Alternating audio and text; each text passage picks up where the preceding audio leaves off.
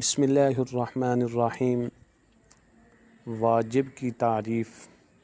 آج کی ویڈیو میں آپ کو یہ بتاؤں گا کہ واجب کسے کہتے ہیں اور واجب کا حکم کیا ہوتا ہے۔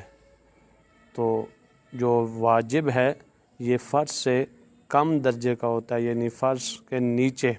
فقہا کی اصطلاح میں پہلے نمبر پر فرض ہوتا ہے اور اس کے بعد جو ہے وہ واجب ہوتا ہے۔ واجب جو ہے یہ فرض سے نیچے ہوتا ہے، اور واجب جو ہوتا ہے وہ دلیل ظنی سے ثابت ہوتا ہے، دلیل ظنی سے ثابت ہوتا ہے، دلیل قطعی سے نہیں۔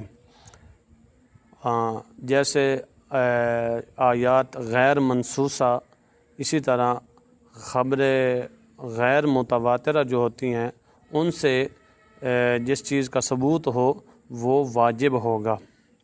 فرض تو یہ ہوتا ہے کہ جو دلیل قطعی سے ثابت ہو، جیسے آیات قرآنیہ اور حدیث متواترہ، اور واجب وہ ہوتا ہے جس کا ثبوت دلیل ظنی سے ہو۔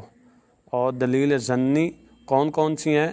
وہ جو ہیں غیر منصوص آیات، یعنی جن میں نص وارد نہیں ہوئی، غیر منصوص آیات اور غیر متواتر احادیث مبارکہ سے جس کا ثبوت ہو وہ واجب ہوگا۔ ما ثبت لزومہ بدلیل ظنی، جو جس کا ثابت ہونا دلیل ظنی سے ہو تو وہ کیا ہوگا؟ واجب، دلیل قطعی سے نہ ہو۔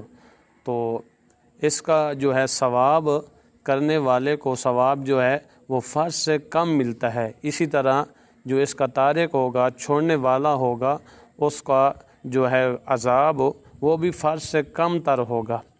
اسی طرح اس کا نہ کرنے والا، اس کا انکار کرنے والا مکروہ تحریمی لازم آتا ہے، اس کے نہ کرنے سے مکروہ تحریمی لازم آتا ہے، اس کا اعادہ کرنا لازم ہوتا ہے۔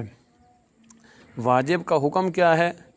اس کا حکم یہ ہے کہ اس کا منکر، جو واجب کا منکر ہوگا وہ فاسق اور گمراہ ہوتا ہے، فاسق اور گمراہ ہوتا ہے، یعنی کافر نہیں ہوتا بلکہ فاسق اور گمراہ ہوتا ہے۔ فرض کا منکر تو کافر ہوتا ہے، مگر واجب کا منکر کافر نہیں ہوتا بلکہ فاسق اور گمراہ ہوتا ہے۔